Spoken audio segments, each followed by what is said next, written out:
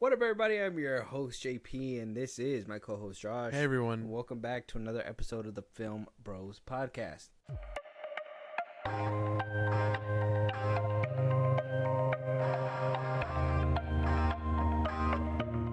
We got your movie lined up. My movie. Yeah. This is the one that you picked. Yeah, I picked this one. Yeah. It was one that we didn't get to see in theaters, but I mean, I was kind of into it off rip from the trailer when we first seen it.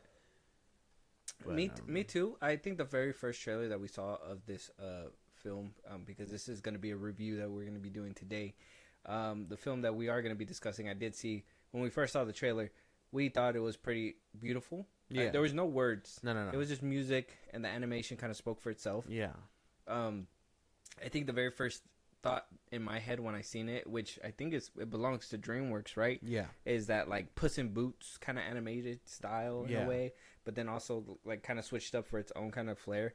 So the trailer really had me captivated for a good amount of time. Yeah. And then like the voices came out and everything. We found out who's going to be a part of it more and who's going to be playing what. And, you know, depending on this conversation, some people bothered you and some people didn't. And we're going to have to figure that out. But if you want to let the people know what we're talking about before we discuss even further, yeah, go ahead. We are reviewing The Wild Robot 2024.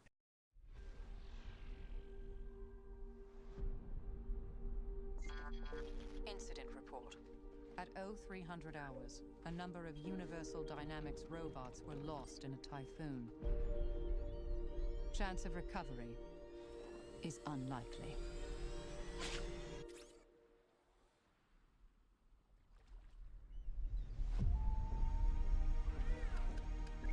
Do you need assistance?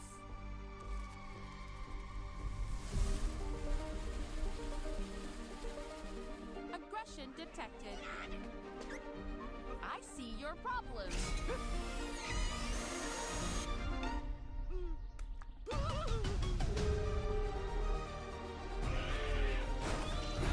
Processing language.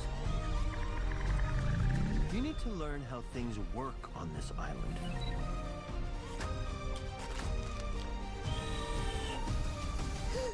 Hello.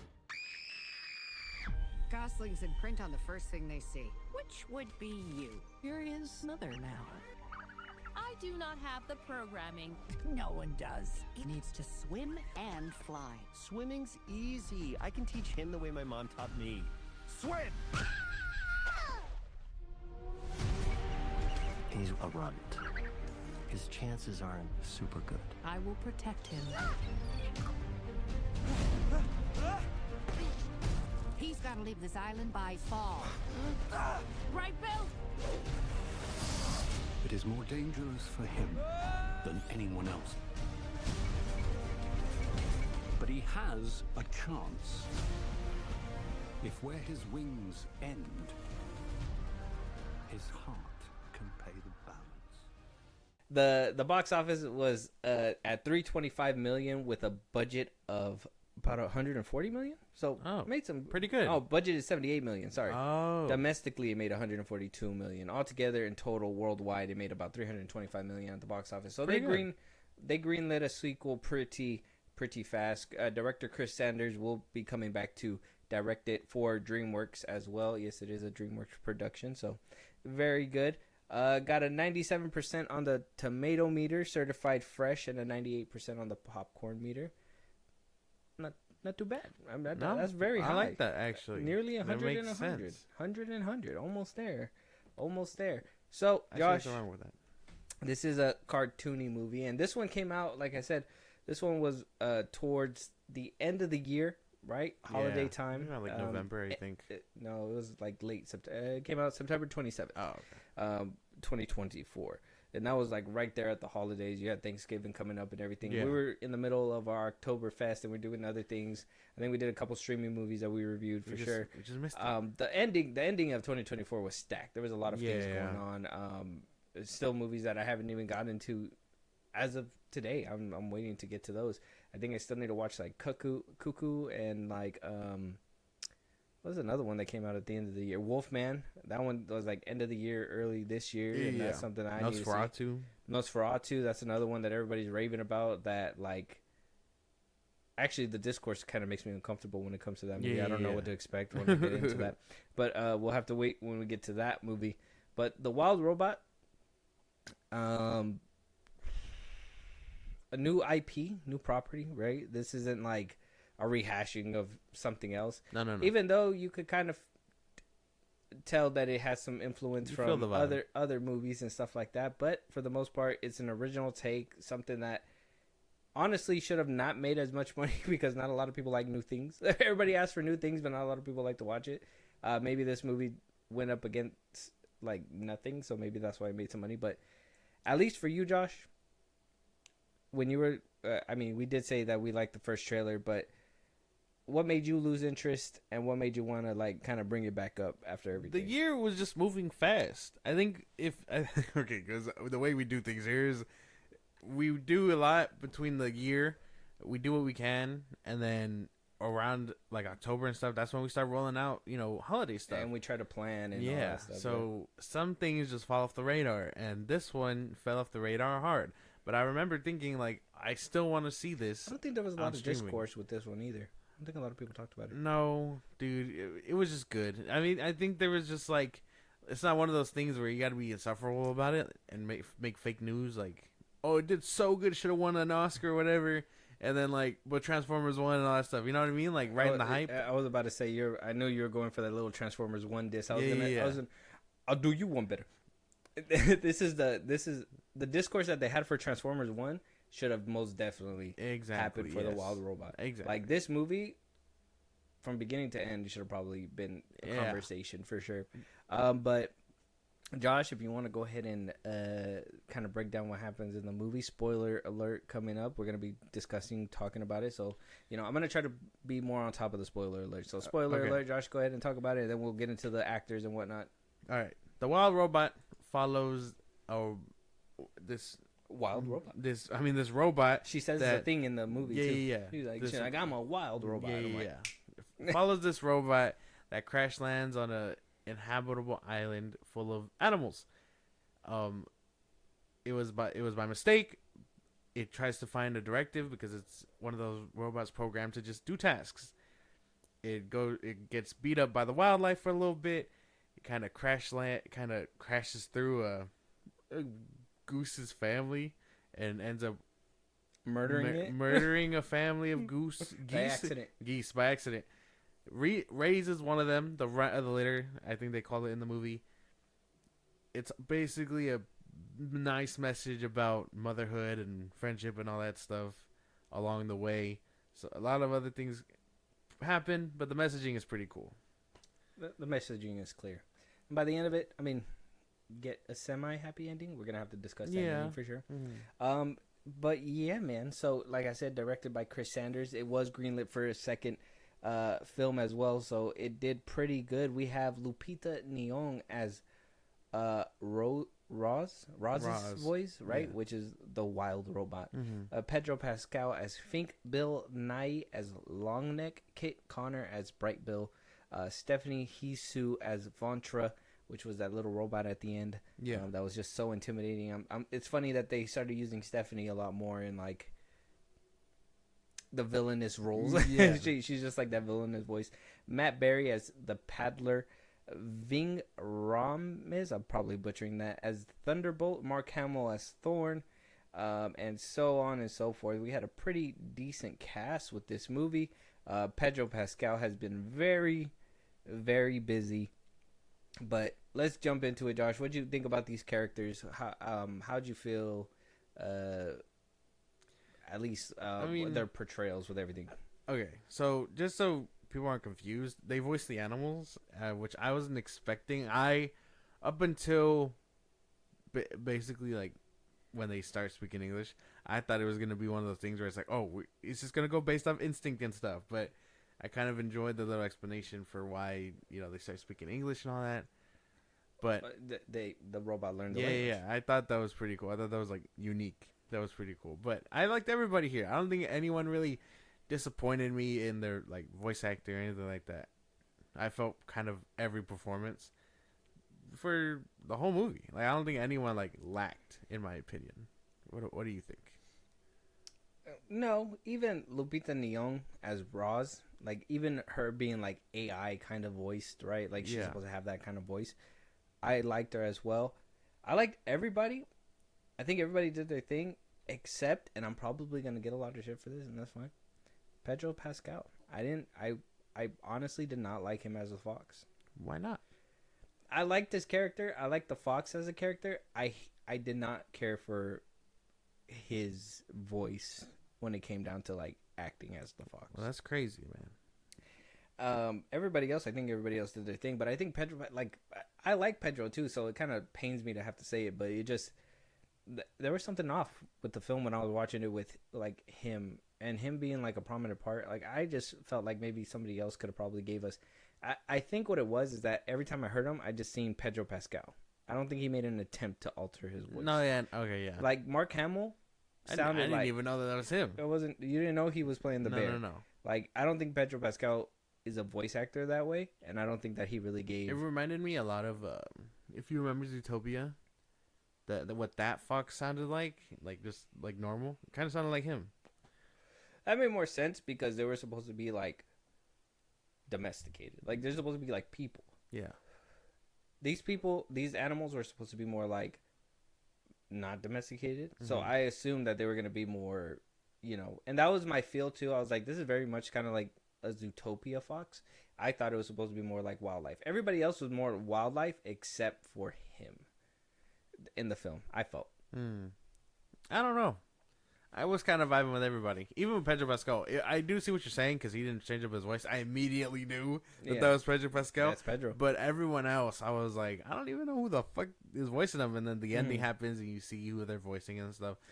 And it goes through. But yeah, no, I see what you're saying. Immediately, I was like, that's Pedro Pascal. Yeah, and I think that was like too much of a distraction for me. Like even Stephanie's voice, like I knew that was her, but she always does a compelling like voiceover when like she does it so aggressive. Like I recognize her voice from Everything Everywhere All at Once and all that stuff. So, and then I also seen her in that one vacation movie that she did with the girls or whatever. It's like a girls trip or whatever it was. So like her voice is very much like in my brain. So I didn't really have an issue with anybody else.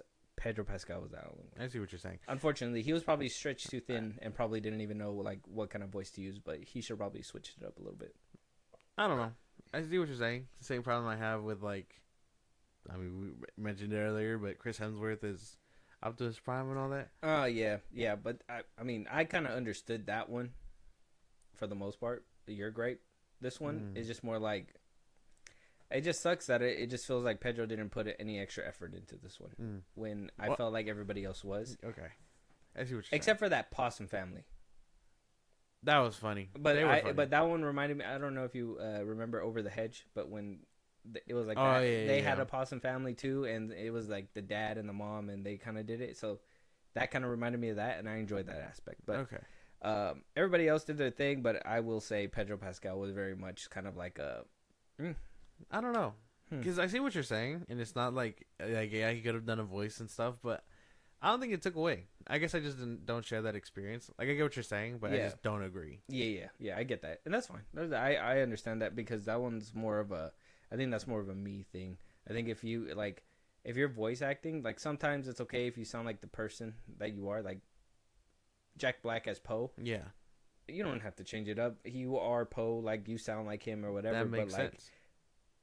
I didn't like Chris Pratt as Mario. I don't like that he didn't even try to attempt to sound like Mario. I mean, I like his take on it because he still didn't sound like Chris Pratt all the way.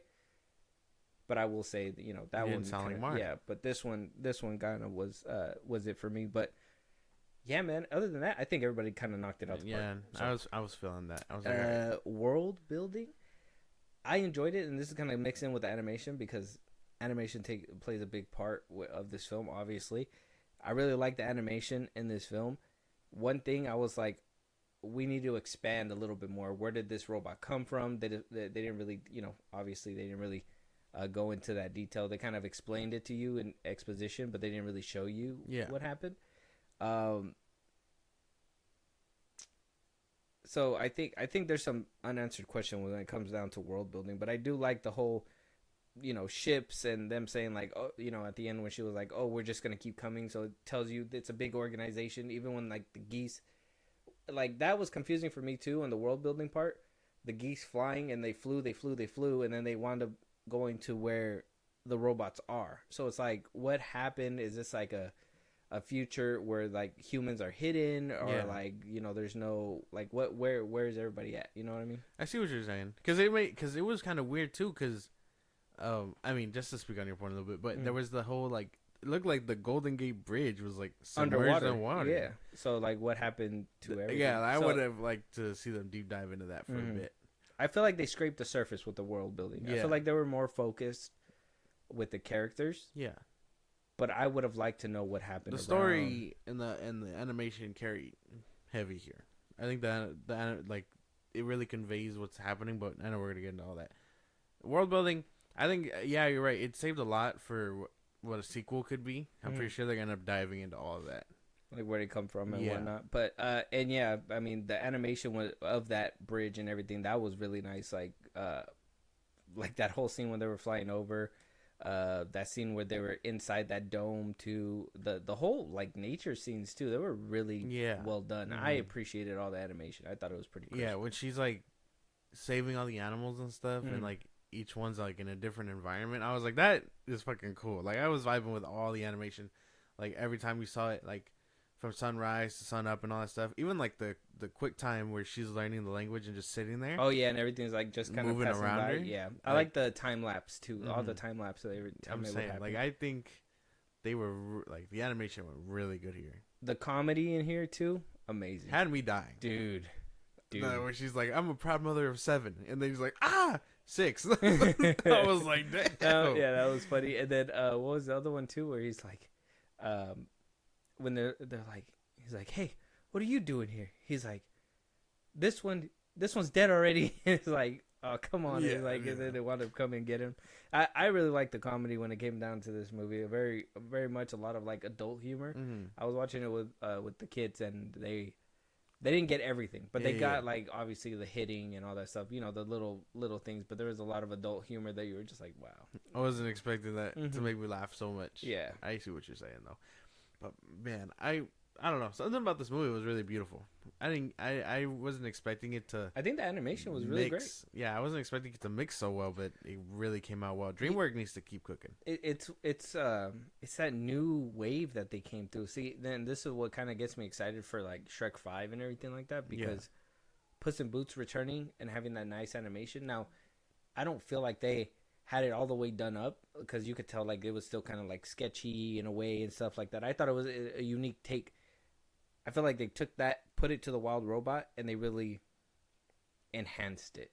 Yeah, like I felt like the Wild Robot felt like the scenes, like even this scene right here, like you could tell like it feels like a painting. Yeah, if that makes sense. Like it just the feel of the film feels like a painting. It had like a very scenes go warmness to it. I enjoyed it. I enjoyed it a lot. I see what you're saying. I'm riding the wave, because I totally agree. There was something about it that in the back of my mind I was just like, damn, the story that they're telling is really enhanced by the animation, and you couldn't have a bad animation with this kind of story, because it would distract you a bit. It'd be like, why does this look like this?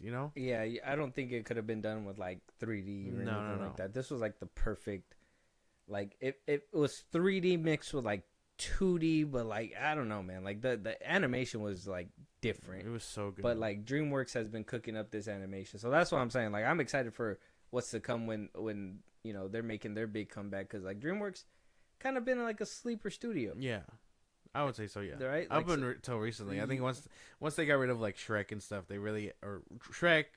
They've been trying to go for like these new properties. Yeah, I like, what was it? They did didn't they do that Teenage Kraken one too? Yeah, I think wasn't that one Pixar?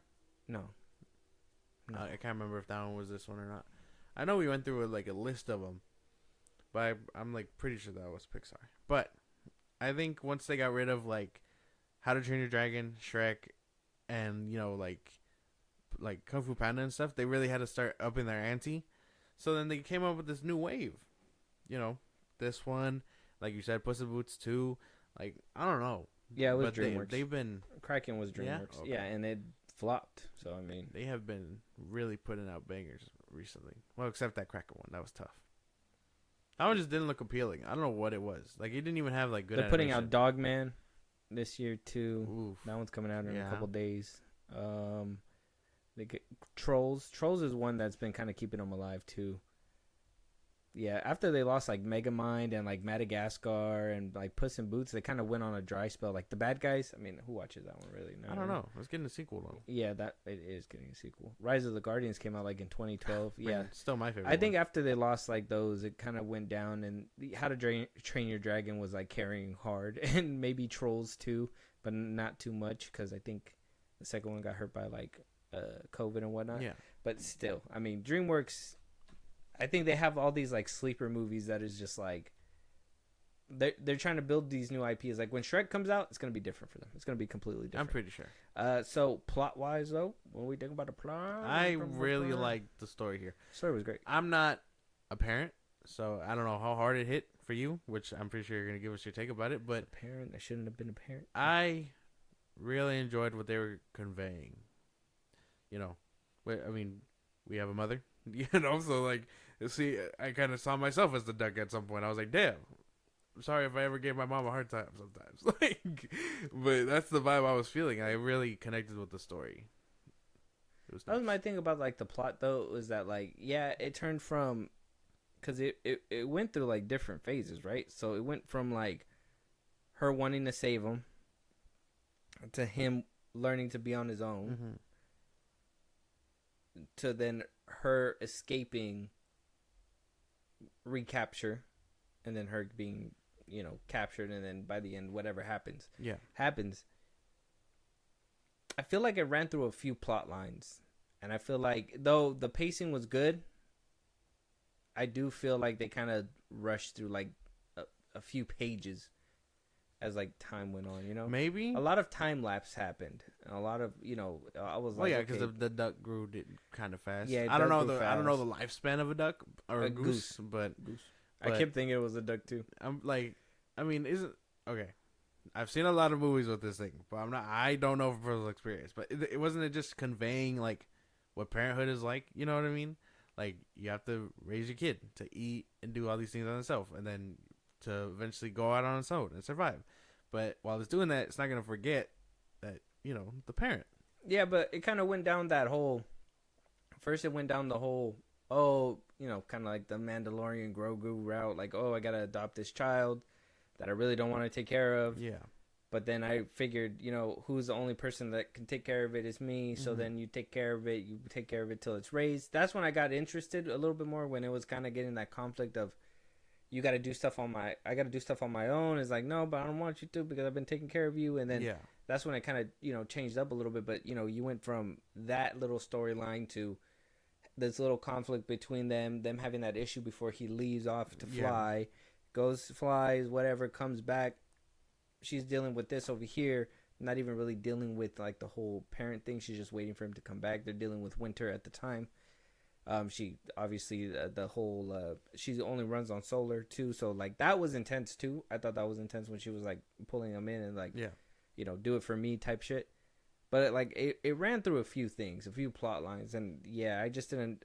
I think in the beginning I didn't rock with it because I was like, oh, this is gonna be like that, Mandalorian Grogu storyline or whatever. Yeah. I'm like, oh, Pedro, you've done it again, you son of a bitch. But then he wound up playing the fox, so it's like, oh, you kind of twisted it up a little bit, sir. I don't know. Now you're on the outside looking in, bro. I don't know. You're just a friend now. You Yeah. gained a friend. That's all. Yeah, but then he become the homie. So then the parent, like, I mean, you being a parent, you like that stuff didn't like hit you.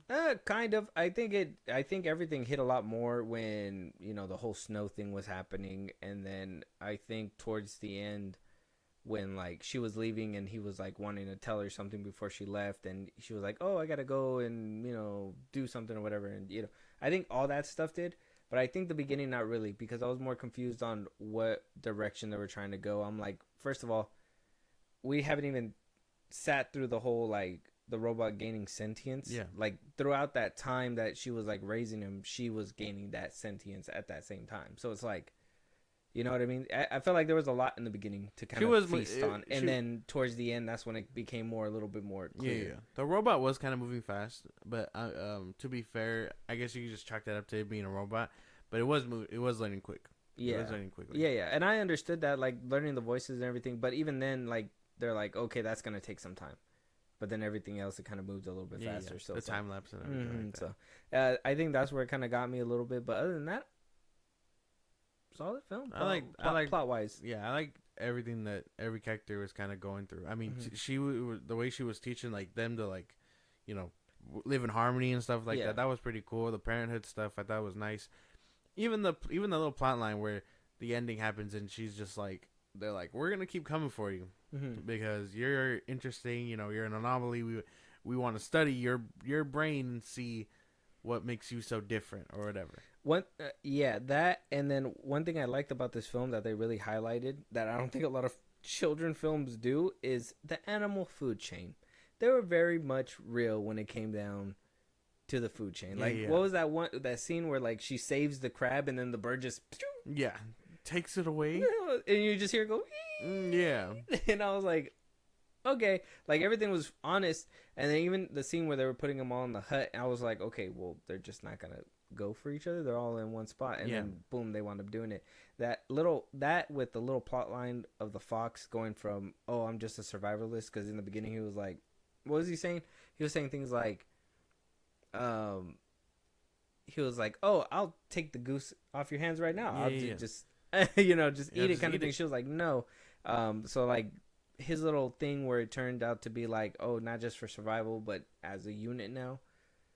I thought that was pretty cool, but I'm just like, yeah, you guys were still leaning onto the whole like, oh, food chain thing. So like by the end of it, can they really be in harmony? Are they not gonna get hungry? Probably. So it's like, no, they'll probably find other ways to survive. I mean, it didn't seem like the fish were too much of a problem, so they could just all eat fish. They can't scream above But I did water. enjoy that too. I see what you're saying because it's just teaching children how it is. Crabs get eaten by birds. Worms get eaten by birds. Like I thought that was nice. The fox eats gooses and eggs. They didn't even. I mean, like I said, the possum joke had me. So like when she was like, "I'm a mother of 7," and then she's like, you hear the scream. You're like, actually 6. I was like, damn, like what? Like that was crazy. They did not have to do that, but they did. I thought that was cool. The whole pretend you're dead, and she has the whole. Yeah, they're like, what'd you choose? It was like rabies. Does it matter how you died? So I mean, the little things were nice. I like that, and then the little jokes. What was it like? When it's like, "Are you here to kill us?" And it's like, "No," and then it's like, "It said no." Yeah. Boom. Winds up hitting him anyways. I like those little things too. Other than that, I mean, there wasn't really a lot of like fight scenes or anything. The cinematography was great. I really liked the the visuals. When Everything it came down here to this was film. like really good. On point. Like I said, I think bottom line. I think the only thing I really had an issue with was probably the story in the beginning and Pedro Pascal. Probably. I don't know, man. This is the thing, because I don't think I have any problems with it. Like I was locked in Yeah. like the whole time. You're like, you fucking get him, Roz. Yeah, I was like, I love this fucking story. That's one wild robot. Yeah. Yeah, title card. Dude, yeah, no, I was really like vibing with everything going on in this movie. I will say the little signal thing, I like that they didn't just take it away and she was like stuck. Like she actively chose to stay there. Yeah. That was one thing that I enjoyed too. She was like, I have a directive now. Chose to stay. I like the possum like helping her out and stuff. The little jokes that you, I guess your kids wouldn't understand because I mean they don't know anything about being a mom or whatever. But like the jokes about like what motherhood does and stuff like that was kind of funny to me. Like when she's like, well, I don't want to do this. She's like, you don't have a choice. So like those jokes that would fly over like kids' heads had me. Yeah.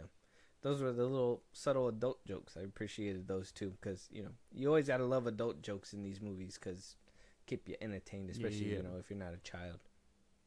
I'm not a child. No. But yeah, man. You want to give us your little? I mean, if there's no more gripes that No, you have, I if mean- you think this movie's so perfect, give us your little Yeah, summary. man, I do. And I then, wish. Yeah, give us your rating. Your rating. Okay. 10 being the best, 1 being the worst, Okay. 5 being in the middle. I wish now, having seen it on my home screen, I would have seen this in theaters. It probably would have hit me 10 times harder. I would imagine if I would have seen this in theaters, like with the ambiance and stuff, I probably would have cried. Ambiance. So, like, I don't have any gripes. I think from animation to storytelling to, like, actors and voice acting and stuff, it all went, like, full tilt. So, I gotta give it, like, a 10 out of 10. If I would have seen this in 2024, this probably would have been number 1. Recency bias is a fickle bastard. Nah, man. Wait, so you said you didn't cry? Almost. It didn't have me. But if I was in the theaters, it would have had me. Not a 10 out of 10. It can't be a 10 out of 10 Is if it? you Is it didn't can? cry. Yeah, again. You gotta cry. I would like, get back in there. I ain't gonna cry around here. No siree Bob. No siree Bob. How can I cry when there's gunshots outside? They're like, oh man, this wild's robot making me sad. Pop, pop, pop. These bullets making me sadder. The tweaker outside. Oh, I'll sell you my butt cheeks for $1. You're like, I can't be sad at this shit no more. Nature's scary. You can't hear that shit in a movie theater. Yeah, no. Wall's too thick. Yeah. Okay, for me then. So you gave it a what? 10. 10? 10 out of 10? 10 out of 10? Yeah. I guess I can agree with you. Somewhat. Not really. I thought it was great. It was a great film. Like I said, it was a little sketchy in the beginning. I think the humor really kept me engaged. Yeah. Throughout the messy beginning that it kind of had it. Even and like, you know, I felt like I couldn't feel too bad because she kind of murdered the goose. Yeah, right? yeah. It's not like Bambi, right? Like where Bambi just kind of gets the parent, you know, what happens to the parent happens to the parent. This one, you are the person who did it. And I mean, it's kind of like, man, I'm trying to think of like a movie where it happened like that, where like they actually had to like do in the parents. But I don't think I can think of one. No, I don't think so. No. Yeah. Either way. The humor really pulled me through in the beginning, and then like I said, if Pedro Pascal did not phone in his fucking performance, because in my head I feel like he phoned it in. Okay. Like he didn't. I felt like his plate was full, and he was like, okay, well I got to do this animation project. I really don't have to do much. I just got to really, you know, say my lines and make it believable, which he did. Okay. He said his lines, he made them believable, but I would have wished he would have added a little voice flair like Mark Hamill did, or like, you know, like. Honestly, the rest of the cast, except for the possum mom, which I thought it was funny for her to be that way. Like I said, it kind of reminded me of like Over the Hedge and whatnot. Mm-hmm. Animation was beautiful. Fucking loved it. Like, I feel like the animation itself would have made me shed a tear. If I didn't have, you know, kids distracting me watching the movie too. So I mean, it is what it is. But I did feel for it. I really like Stephanie's performance, even though she was in there for like a very limited amount of time. Hopefully, we get to see her more in the sequel, especially because we're gonna get more. Obviously, more of the robots. Yeah, hopefully we get a little bit more of the voice performance out of her too. That'd be pretty cool. Yeah, with that, I think I gave it like an 8.5. 8.5. I thought it did really good. Like I said, kind of messy in the beginning, but it pulled through. Not all the way at the end, but like middle, like beginning, second act, it really pulled it together, and it really had me. Humor was really good. Pedro, you had a big part to play, and you were in like a lot of scenes. So unfortunately, it dinged the movie. But I liked it. 8.5. Okay. I guess I can vibe with that. Yeah. I mean, you give it a 10. I mean, I could respect it. That shit was profound. They need to be teaching this shit at like college level stuff. Man. That's crazy. You gotta show it to high school kids in class. You gotta show it to everybody. Make everybody appreciate their mother a little bit more. Like, that's it. The Wild Robot. Yeah. One Wild Robot. Yeah. Check out the movie. Let us know what you guys think. It's streaming right now on Peacock. No longer in the movie theaters, so go check that out. Sequel's gonna be coming out. Hopefully the sequel is as good as the first one. Let us know what you guys think of this one. Let us know if you think the second one's gonna be good. A lot of people even say sequels don't ever live up to the first one. So I just hope it does. I mean, except for like Empire Strikes Back and like Terminator 2, Back to the Future 2, Way of Water. Exactly. Well, yeah. Yeah. Okay. Sequels have their ups and downs, all right? Yeah. Hopefully this one has an up. I'm saying. Like, but with that being said, let us know what you guys think. Josh, let them know where they can talk to us about any topics that we should be talking about that we haven't, any movies they want us to review. They want to hear their voice on one of these episodes. Go ahead. Twitter, TikTok, Instagram at FilmBros Podcast. We post episodes there. We can hit us up there for any news or movies you want us to cover. Buzzsprout links in the socials I just gave you. It's like a Patreon. You subscribe, you help the show grow. Greatly appreciate it. This is Anywhere Get Your Podcast at FilmBros Podcast, Spotify, YouTube Music, Apple Podcasts. Check us out wherever you get your podcast. Be a part of the conversation. Twitch at FilmBros Podcast. And it's all said and done. Subscribe to our YouTube at FilmBros Podcast. And with that being said, we'll talk to you guys on the next one. Talk to you guys later.